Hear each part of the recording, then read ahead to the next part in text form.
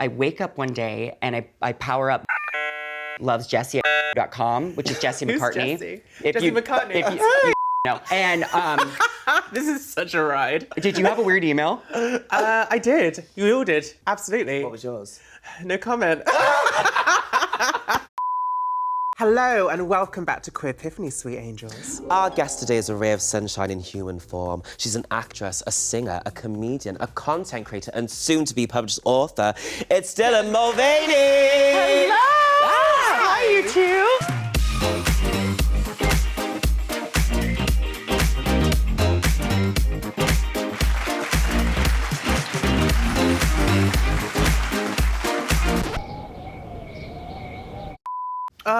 Bottoms up. Chin chin, baby. Mwah. So tell us, my darling, what is your Queerpiphany? My Queerpiphany is Kristin Chenoweth, specifically as Glinda in Wicked. Iconic. Are you musical theater lovers? I used to do musical theatre back in my time, a bit of Les Mis. Okay, a little West End Wendy. Yes. Let's call him. And how did you discover Kristin Chenoweth as Glinda? Well, I basically came out of the womb tap dancing in a bedazzled onesie. But while my mom had not had me yet, my dad wanted to be a Little League coach, and then I came out and I did not want to play Little League, but they put me in dance classes. And when I was about 10 years old, my dad made a deal with me that if we went to New York, he would take me to Broadway shows if we got to go to the Yankee games during the day. And then the first show I picked was Wicked on Broadway. And I remember we were in the front row all the way to the side of the stage. And before Glinda made one of her entrances, she gave me a little wave, and it was like my 10-year-old heart just couldn't take it. And in that moment, I was like, oh my God, like I want to bring joy to young people like that one day. And I want to make people feel the way that she made me feel. And then when I got home, I would listen to the Wicked cast album on repeat, and Kristin was the Glinda on that album. And was Kristin the Glinda that you saw originally? She was already out, but at the time, Kristin was in a show called Promises, Promises on Broadway. And I was writing her fan letters, and I then asked her to coffee. And at this point, I'm probably 12. As a 12-year-old does. As a 12-year-old does. And crazy enough, I get an email that was like, Kristin has never received a better letter in her life, and no, she can't go to coffee with you, but she'd like to bring you backstage at Promises, Promises. Oh, wow. Even better. We go see the show, she brings us backstage, she's like, you're gonna sing with me one day, and you're gonna do this with your life, I already know it. And so as I went into my, kind of darker years of my queerhood, because I was going through puberty and I didn't like what was happening with my body, I always came back to musical theater. It was the thing that made me the happiest. And what was it about Kristin as Glinda that really, got you going, got you inspired? I just loved that character so much because she's like really positive, a little problematic, but at the end of the day, she has a big heart, and she is the epitome of like goodness and kindness. And I think the way that she loves the queer community and trans people is the way that we deserve to be loved by our cis allies and by our divas. And one of my other favorite things about Glinda is like, she's like probably on the spectrum of femininity, like the most as far as like hyper feminine. And I feel like I get judged a lot for my hyper femininity, and they think that like I'm trying to push some stereotype of womanhood, but really that's what I've always loved, and I just finally that's just get you. to. Absolutely. Yes, and There's I just lots of cis women that do that too, doesn't necessarily, yes, and Push it further. Yeah. Thank Go you. for it. And I think that that's something that I've now really like accepted, that like, oh, I am not going to be everyone's cup of tea, but I'm okay with that. Let's bring it back to Kristin. How did she shape your identity as a teenager? After meeting her as like a 12-year-old, she basically was like, go with God and do musical theater, and I will see you on the stage. And so even when I was struggling with like my identity and, coming out and navigating my puberty and my adolescence, I always came back to theater. And so Kristin helped make that idea possible. And what really inspired me was that she has such a unique, special relationship with like a higher power and faith. She loves queer people, but she also loves church. And I grew up very religious. And so for me, she kind of was the thing that felt like I was allowed to be both, and that maybe a God could love me. When did you start to feel that you couldn't be both queer and of faith? Ooh, I was 14 and I went into confession. A notre Père, Fils et du Saint-Esprit. Amen. And the priest wouldn't absolve my sins because one of them had something to do with being gay. And I was a really good kid. And I remember being like, this, I've done everything right and I still am not enough. And so I kind of turned an eye away from religion and higher power for a really long time. Oh, so Kristin really helped you reconnect with that. Well, full circle, just last year, I kind of went through, kind of a dark time on the internet and kind of having the far right media kind of attack me. And Kristin was doing a Broadway concert, and then she brought me backstage and she grabbed me and she was like, I love you, the theater community loves you, and God loves you. And I think for me, it took having her say that to me as a woman in my full self for me to allow myself permission to believe in a higher power. And so after that interaction and then many more conversations with her from there, I now do feel like I'm entitled to faith. Like my grandma was extremely religious, and even when I was younger, I was always like playing in wigs and little outfits. And I remember my grandma like, you are a boy, you can't dress like this, you can't dress like that. And I've kind of like just shoved my stuff in her face and I'd be like, well, this is me, you're gonna have to deal with it. And she's kind of like become so good with it now. So it's kind of like also you putting your foot down and being like, no, I can do what I want, I can be who I am. Yeah. Religion or not. Exactly, and I think now I'm so happy in my life and in my womanhood that like, I can't imagine a higher power or a God not being happy for me. Dylan, we love games so much, we begged our producers to let us play one as part of the show, and you get to play too. It's now time for the quickfire round. Dylan, you now have the chance to throw Kristin Chenoweth as Glinda a party in her honor, and you've got 30 seconds to plan it, starting from now. Thank you. It's just ballroom. Dress code. Oh, pink. Mascot. Twink. Thirsty. What about a cocktail? Oh, champagne bubbles. Oh, I'm hungry. How about a canapé? Oh, candy. Ooh. What's in the goodie bag? Oh, I don't like this game. It's bows. Ooh, what's the secret password to get in? Oh, just a high note. What time's it start? Late, 11:30. Ooh, and what time will it end? I don't care! It's too late. Oh. Let's go! It's gonna be the best day of our lives. So from asking Kristin to coffee, to being invited backstage, to meeting her, to becoming friends with her, how did that actually happen? Well, many years after I was 12 years old meeting her, I then woke up one day after going TikTok viral and had that follow from Kristin Chenoweth. Wow. And she actually remembered me. We then recreated the photo, which was really cute. That's like the kind of person that I want to be and emulate. I love this. We'll be back after the break. So most people will know you from your viral series, Days of Girlhood. Can you talk us through a little bit about that? Oh my gosh, it was a very happy accident, but it was, 365 days of my first year of transition. I had come out so many times, I was like, I want to find a silly way to come out this time, because I'd come out to my mom as trans at 4 as a girl, and then I came out to my family as gay when I was 14, then non-binary at 24, and then at 25 I was like, honey, pack it up. So I made that day one video, never thinking that it was gonna become something else.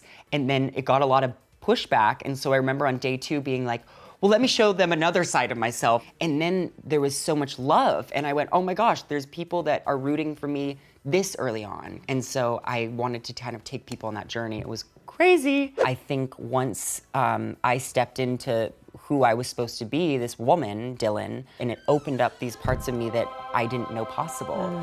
That's one of my favorite parts, I think, of getting to make videos, is sharing the good, the bad, and the ugly. It was really beautiful to see you discovering the different parts of yourself in real time, and that kind of sense of, possibility and hope, and it was really beautiful. I've heard from some trans people that they actually at first were like, wait, is this girl real? Because I think that we as trans people feel very protective over our community as a whole. And now I realize I'm still such a baby trans person. I don't have the answers for most things. So I think I got put in this sort of activist position really early on in a way that I probably shouldn't have, but I did because I thought I was supposed to. And now I feel comfortable enough to be like, oh, that's actually not my gig, but I know the dolls who should be doing that. And I also I know that I can share my story in ways that maybe others can't. It was a really, really vulnerable position to be in. Why did you decide to maybe not share in the same kind of capacity going forward? Yeah, I don't think it felt safe for me to share as much after the first year, because it felt like everything became so sensationalized at times. And then I was really interested to know like what part of my audience was following me for like my person rather than my transness. Yeah. I wanted to be like, who likes the musical theater girl that's a little bit cringe on here? And, you know, if that's less people, that's okay, because I think that's the right audience that I should have. Can we talk about going through it? Yeah, Because, like you've been through it. I mean, you've been through it. And I gotta tell you, like you reaching out to me, you know, even early on, like that was one of the kindest things to have your support meant a lot. Always got your back. I mean, I it was hear you. just heartbreaking to see what you were being put through in those moments. We need to lean into community and Yeah. reach out to each other. So I'm I glad that felt- you got the message, because I was like, I don't know if she's going to get... Oh no, if there was any message I was reading, it was from you, because I think I started to disassociate so much, and when you read about yourself and you don't know who they're talking about Yes. because it's so far from who you are. Did that ever happen to you? If you hear it enough, then you start to actually believe it. Yes. And that's when you need to make sure that you've got people in your life that bring you you in joy. check. And, Well, and yeah. I earlier on, I think I was intimidated by the idea of, you know, befriending other trans people because I was worried that I wasn't doing it right. And then I didn't realize how much I needed other trans people to Yeah. like, not show me how to do the right thing, but just support each other. And now those are some of my favorite friendships. I felt very similar to you about not feeling like I'm getting it right. And that's why it's important to have other trans friends. Gender is not the same for anybody. So when you just embrace the fact that there is no right, there is no wrong, it's such a freeing thing. And, you know, looking like a woman doesn't have an aesthetic. It's Dylan Mulvaney. For sake. Sorry. I psyched myself out just as I got there. Mulvaney! So Edinburgh Fringe Festival, talk us through your show, Hag. Okay, the gag about hag is that people didn't know if they could say it or if they were allowed to say it. I think we all have a different relationship to the idea of a gay best friend. And for me, I was the gay best friend for so long. One of the ideas for the show came from, I was at a wedding with Chris Olsen, who's a lovely TikToker and a very good friend of mine. And I realized like, oh my God, this is my like gay best friend and I'm the hag now.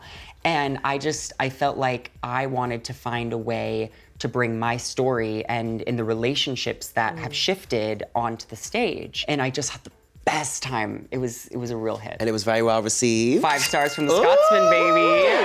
How was it Cheers to performing the that. show? Yes, Cheers, cheers cheers, to cheers. that. Mwah. But yeah, how was it performing the show? Oh my God, I realized that I would rather perform for 200 people every night than get 2 million likes on a post.